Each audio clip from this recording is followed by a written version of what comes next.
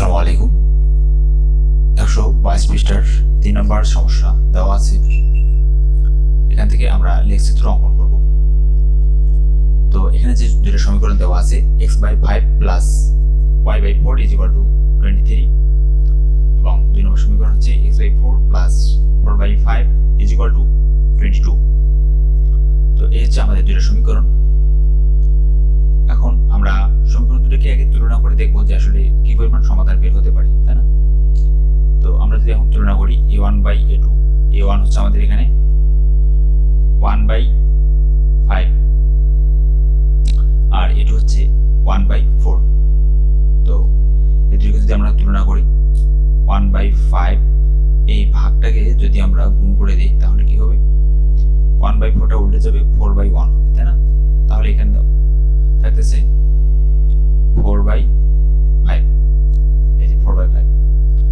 অনুরূপভাবে আমরা যদি b1 b2 তুলনা করি তাহলে এখানে 1/4 পাই হচ্ছে 4/5। এখানে আসলে এটা y হবে, তাহলে 1/5। তাহলে দুটোকে তুলনা করলে আমরা এখান থেকে পাচ্ছি 5/4। তাহলে আমরা দেখতে পাচ্ছি যে দুইটাই, এটা হচ্ছে 4/5 আর এটা হচ্ছে 5/4, দুইটাই নট ইকুয়াল। তাহলে যদি নট ইকুয়াল হয় প্রথম দুটো মান, তাহলে আমরা কি জানি যে সমীকরণ দ্বয় পরস্পর সমঞ্জস এবং সমীকরণ দ্বয়ের একটি মাত্র সমাধান আছে। ওকে, এখন 1 ও 2 নং সমীকরণের লেখচিত্র অঙ্কনের জন্য কয়েকটি বিন্দুর স্থানাঙ্ক xy নির্ণয় করি। এখন 1 নং সমীকরণ হাতে আমরা পাই, এটাকে যদি আমরা সমাধান করি 1 নং থেকে যদি আমরা y এর মান বের করতে চাই তাহলে দেখেন কিভাবে সমাধানটা আমরা করব। এখানে আছে আমাদের x/5 প্লাস y/4 = 23। তো এখান থেকে যদি আমরা শুধুমাত্র y এর মান বের করে আনতে চাই তাহলে আমাদের যে কাজটা করতে হবে সেটা হচ্ছে যে এটা আমরা লসাগু করি। তাহলে এখানে আমাদের লসাগু হচ্ছে 20। এখান থেকে আমরা 5কে 5 দ্বারা বেশি ভাগ করলে 4, তাহলে 4 আর x গুণ করলে আছে 4x প্লাস 4 দ্বারা বেশি ভাগ করলে ভাগফল 5, 5কে y দ্বারা গুণ করলে 5y = 23। ওকে, এখন এখানে 4x প্লাস 2y, 23 আর 20 যদি আমরা গুণ করি তাহলে গুণফল 23 গুণন 20, তাহলে 460। ওকে, তাহলে 460।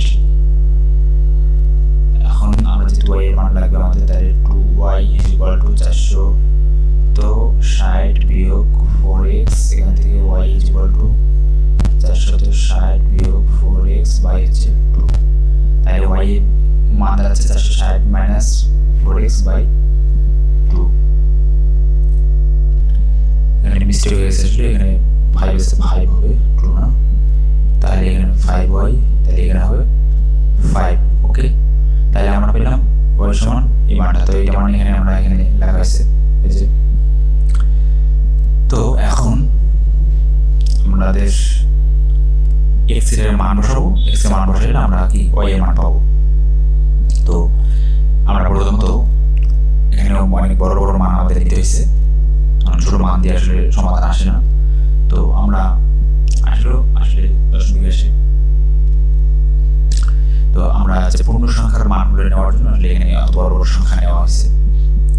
যদি ছোট সংখ্যা নিতে চান তাহলে নিতে পারেন, কিন্তু এক্ষেত্রে দশমিক মান আসবে, যেখানে আসলে প্রপার মান পাওয়াটা সমস্যা। তো x এর মান যদি আমরা 40 নেই সেক্ষেত্রে এখানে যদি x এর জায়গায় 40 বসে তাহলে 4 আর 40 গুণ করলে 16, 160। 460 থেকে 160 বিয়োগ করলে আমরা পাচ্ছি, দেখেন 460 বিয়োগ 160, তাহলে পাচ্ছি 300। 300কে যদি আমরা 5 দ্বারা ভাগ করি তাহলে ভাগ 5, তাহলে আসলে ভাগ কত? 60। এই যে মান আসছে 60। তো অনুরূপভাবে আমরা 50 নিয়েছি, 50 নিয়ে এখানে বসাই দিলে মান আসে 52, 60 নিলে এখানে আসে 44, 70 নিলে আসে 36 এবং 30 নিলে আসে 68। অনুরূপভাবে আমরা 2 নংয়ের মান 2 নং সমীকরণ হাতে y সমান পাইছি 440 বিয়োগ 5x/4 এই সেম প্রসেসে আমরা 2 নম্বর সমীকরণের সমাধান করেছি। তো এরপরে আমরা এই ক্ষেত্রেও প্রথম 40 নিয়েছি, এখানে মান আসছে 60, 36 নিয়েছি, এখানে আছে 65, 64 নিয়েছি, এখানে মান আসছে 30, 52, 45, 44, 55। তো এই সবগুলো মান আমরা যদি এখন ছক কাগজে স্থাপন করি তাহলে দেখেন আমরা এই সবগুলো মান এই ছক কাগজে স্থাপন করেছি। ছক কাগজে স্থাপন করার পর আমাদের এরকম একটা ফলাফল আমরা পাইছি। ওকে, তো এখন আমরা যদি দেখি ছক কাগজে x ও y অক্ষ বরাবর ক্ষুদ্রতম বর্গের প্রতি বাহুর দৈর্ঘ্যকে 2, আচ্ছা এখানে আমরা একটা বাহুর দৈর্ঘ্যকে 5 একক করে ধরেছি। আমরা যদি বলি দেখেন এখানে 1 2 3 4 5 6 7 8, আমরা এখানে 40 নিচ্ছি, তাই না?